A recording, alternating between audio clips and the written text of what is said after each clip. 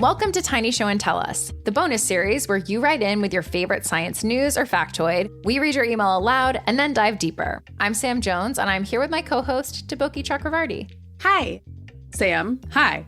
Hello. Hi, Sam. Sorry, that was very awkward. Well, I hope we leave that in full. Yeah. So last time we did this, we talked about a clever HIV drug, we talked about Antarctic dinosaurs, and we talked about mussels. And so if you... And how Deboki is a lifter for life. Yes. And it's her whole personality now. It's my entire personality. It's housewives and lifting.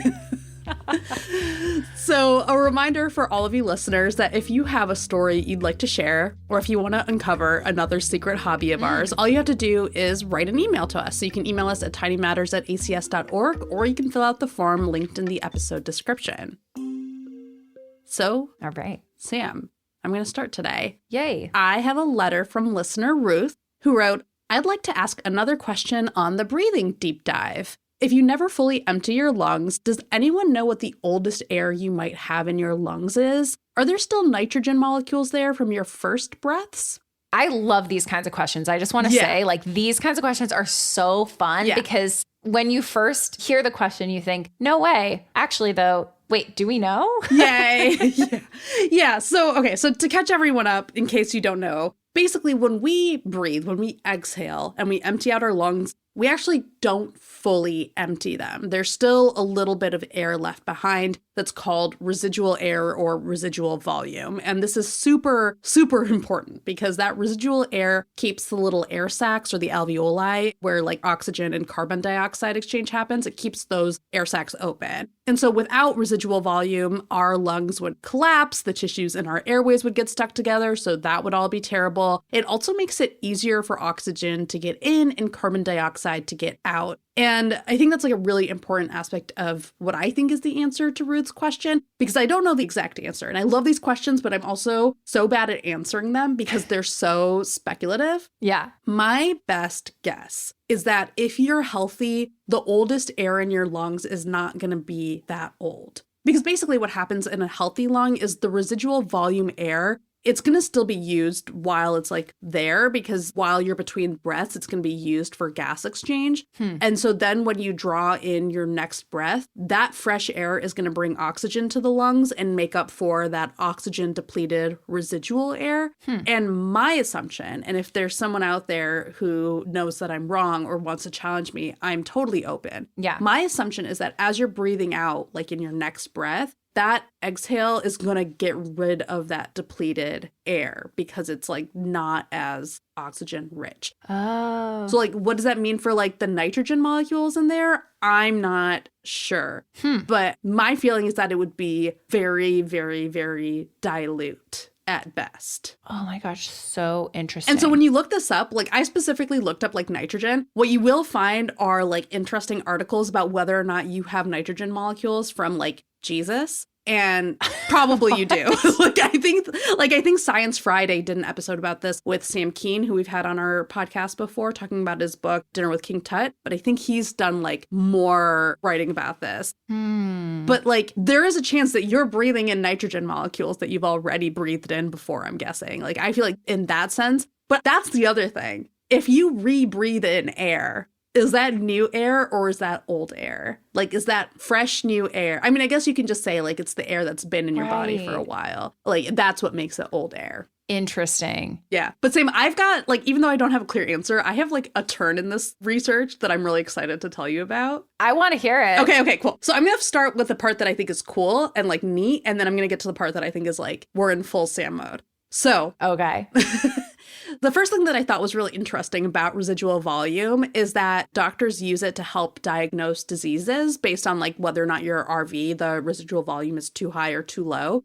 So if you have too high of a residual volume, that means that you're keeping too much air in your lungs after exhaling. And that could actually signal some kind of obstructive lung disease like asthma. Oh. If you have too low of a residual volume, that means you might not be getting enough air into your lungs. So that could be due to like some kind of loss in strength or like volume or something in your lungs. So that means that you could have some kind of restrictive lung disease. An example of that is a disease called pulmonary fibrosis, which is where your lungs are damaged or scarred, and so they lose some of their flexibility. Okay. So that's one facet of residual volume that I thought was interesting. But the thing that I think you will think is interesting is residual volume is also used in autopsies. Oh, tell me more. Yeah, so specifically when people are looking at the bodies of drowning victims, they can clamp the trachea and then put the lungs in water. And so if the lungs sink, that means that there's no residual air left in there. And that means that the person likely inhaled a lot of water and then drowned. But if the lungs float, that means there's actually probably a decent amount of residual air left, which means that they probably died before they got into the water. I sense some foul play there. Yeah, exactly. Or like, I mean, even if there's not foul play, like it means before their body. Yeah, like you. Right. Something happened, they died, they fell into a body of water. Right. Yeah. That was just interesting to me because I feel like you hear like, when you watch like a crime show, like, or a mystery show, they'll talk about like, oh, we know that they died before they got into the water. Like you'll find that out. But I never really like thought about how did they know that? And I was like, oh, this might be one of the techniques that they're using. Yeah, that is so interesting. Wow. That's really interesting. Yeah. Thanks for adding that tidbit in, Deboki. Yeah. I love a forensic edition. Yeah. So I don't have a clear answer. I'm curious if you disagree with my assumption that the air will not, like, I don't think you're going to have nitrogen molecules from your first breaths, like going back to Ruth's question. Right. I think it's highly unlikely. Right. I mean, I started looking at the different isotopes of nitrogen to try and figure out what the half-life of nitrogen is. That's a good way to do it. Right. And so the nitrogen that we are around the most is nitrogen 14. Which is, my understanding is incredibly stable. Yeah. Let's see, actually. Yeah, so it's stable and it does not degrade. So that's not going to help. No. Because I was looking and seeing like the different nitrogens. So nitrogen 13, for example, its half-life is less than 10 minutes, which I thought was fascinating. So I was like, okay, I need to just look. Right. But it makes sense that nitrogen 14 is stable. Yeah. Like it's essentially not breaking down. Yeah. So sorry that wasn't helpful, but like that's where my brain went. Yeah. But I think I do agree. I agree with your hypothesis, but I love these kinds of questions because I think that even if we can't immediately find an answer, right? Or like even not immediately, like really going down the rabbit hole, still not finding a definitive answer. I think these kinds of questions, like, thank you, Ruth, because I think these kinds of questions, they get you thinking about science more broadly. Like they get you thinking about things like when am I thinking about isotopes of nitrogen, right? Or like, or finding that cool forensics tidbit. So I agree with you, Deboki. I think you're right. Yeah. But again, if anyone knows something that we don't and wants to share, please do. Yeah. Pale Blue Pod is an astronomy podcast for people who are overwhelmed by the universe but want to be its friend. Astrophysicist Dr. Moya McTeer and her best friend Constar demystify space one topic at a time with open eyes, open arms, and open mouths from so much laughing and jaw-dropping. By the end of each episode, the cosmos will feel a little less, too scary, and a little more, oh, so cool. New episodes every Monday. So subscribe to Pale Blue Pod in your podcast app now. That's Pale Blue Pod from the Multitude Podcast Collective. So this is Sam just popping in after I recorded the episode to tell you that I was pronouncing von Willebrand disease, von Willebrand disease, or I don't know. I recorded the whole thing and then after the fact said, you know what? I think I added a D in there, and I did. So wherever you hear me say it incorrectly from here on out in the episode, please know that it is von Willebrand disease. All right, on with the episode. So I have a tiny show and tell us from listener Aubrey. Aubrey wrote in saying, hi guys, love your show. I'm writing in because I'd love to hear you discuss the intersection of bleeding disorders and women's reproductive health.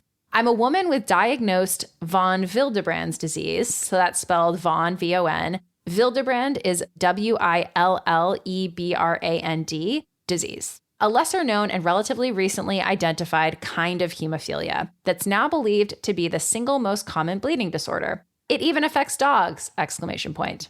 My dad and grandmother were actually part of Dr. von Willebrand's original genetic study, which is how I know exactly what type my family carries. We have type 2B, which responds to factor VIII treatment if necessary, but thankfully it isn't unless we have surgery, which is how my dad was flagged for the original study, as he had extreme bruising following a knee surgery in college. I'm also a bruiser, but my main symptom is extremely heavy and painful periods, sometimes to the point of anemia. I recently learned that not only is von Willebrand's disease the most common bleeding disorder, but most patients are completely unaware that they have a bleeding disorder because heavy, painful periods are accepted as normal and fine by much of the medical establishment and society itself.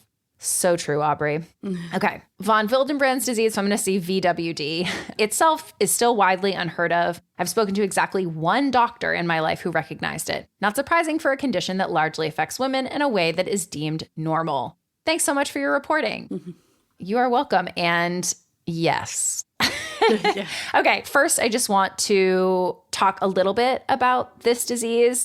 Then we're going to get into more of the women's health aspect of things. So, von Willebrand disease, it's a lifelong breeding condition. It's not hemophilia, but like hemophilia, it makes it hard for your blood to clot. It is autosomal, meaning it hits your autosomal chromosomes, as opposed to hemophilia, which is X-linked. Because hemophilia is X-linked, it primarily affects males who only have one X chromosome. While women are impacted, a lot of times they are carriers and they might be less aware that they have hemophilia.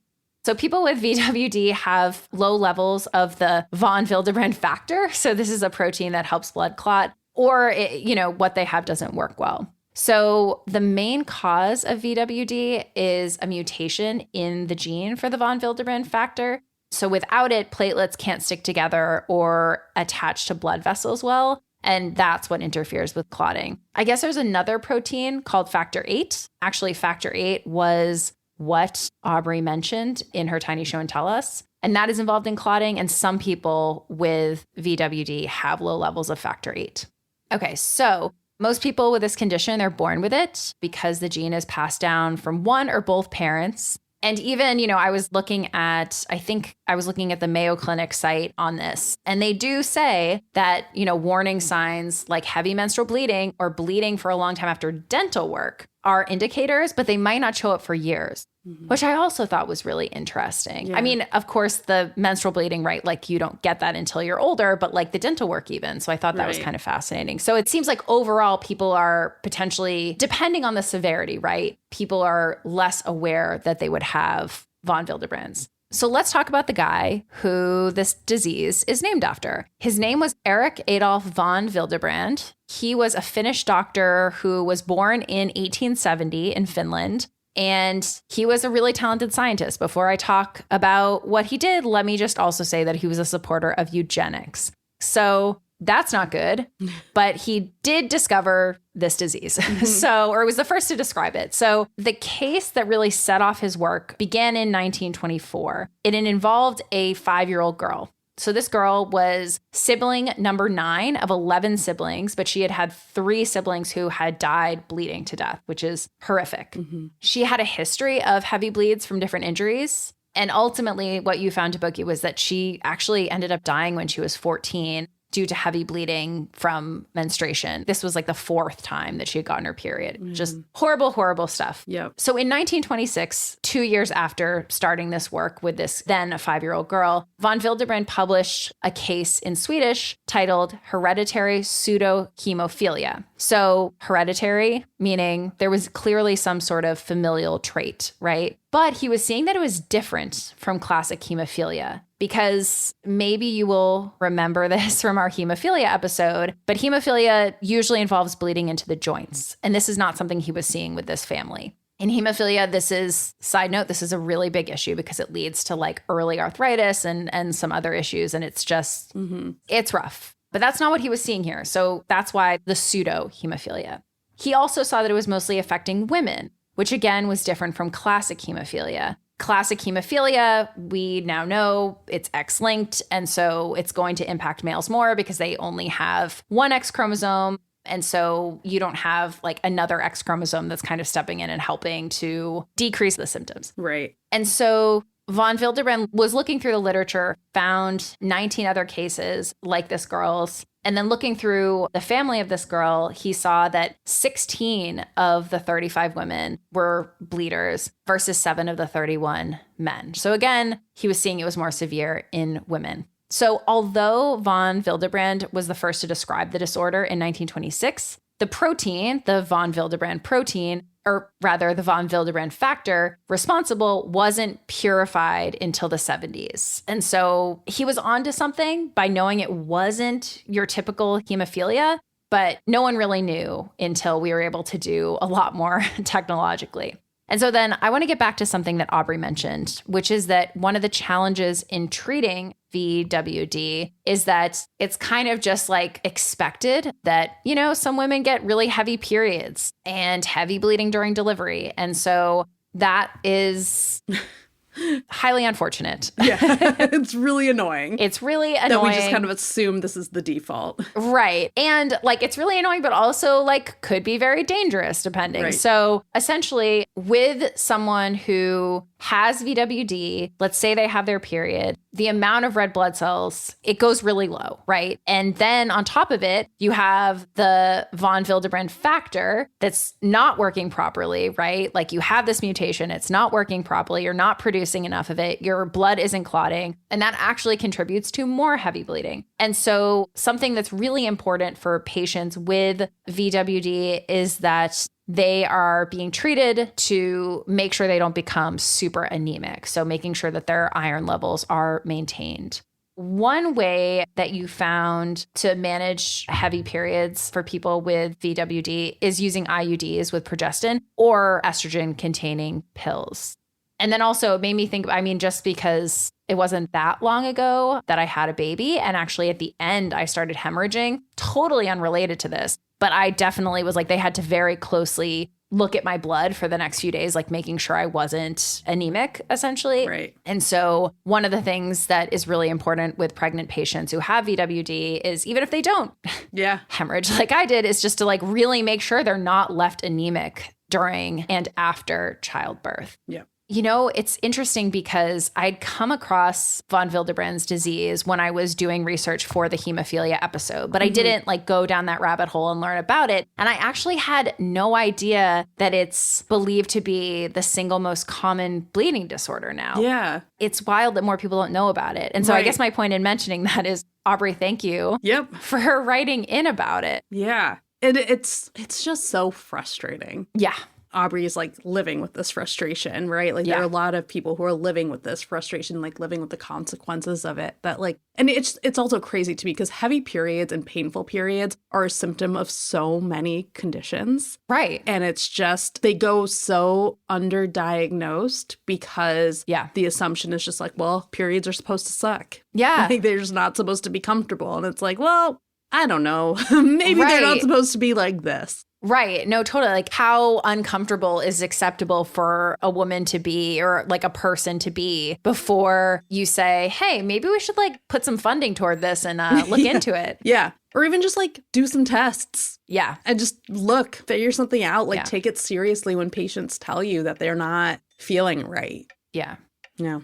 Well, thank you to Ruth and Aubrey for submitting to Tiny Show and Tell Us, a bonus series from Tiny Matters created by the American Chemical Society and produced by Multitude. You can send us an email to be featured in a future Tiny Show and Tell Us episode at tinymatters@acs.org, or you can fill out the form that's linked in the episode description. We'll see you next time.